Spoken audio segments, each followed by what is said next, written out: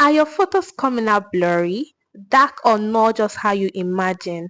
Don't worry, on today's video, I'm going to show you top 5 photography mistakes and how to fix them so that your photos instantly look better. Naz, shut it. Number 1, shooting in auto mode only. When you shoot in auto mode, you allow your camera decide everything for you and you keep on having random results. But as an aspiring photographer or a beginner photographer, you need to learn aperture. You need to learn your exposure triangle, like your aperture, your shutter speed, your ISO. You need to learn them. Number 2, blurry photos from slow shutter speed.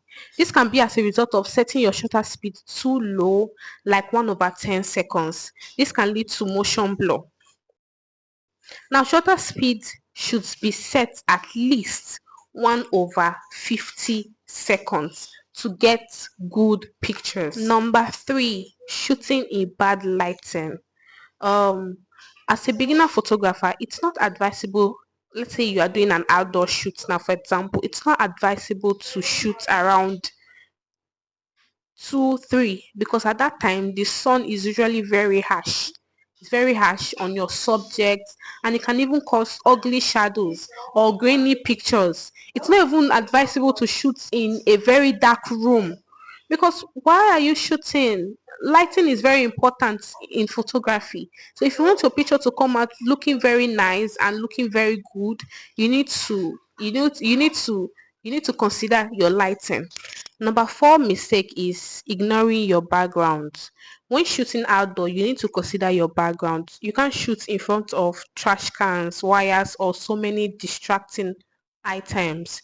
You need to consider your background, or if at all you can, I swear, blur your background to get that nice image. So number 5 mistake is poor compositioning. In photography, framing is important, is key, is very important. You need to understand how to frame your picture, how to frame your subject. You can't be shooting and you cut off your client's fingernails or you cut off their toenails. The picture will not come out very nice. Another thing you should also learn is making use of the rule of third. It's very important. So sometimes you if you keep on centering your subject, it can make your picture look boring.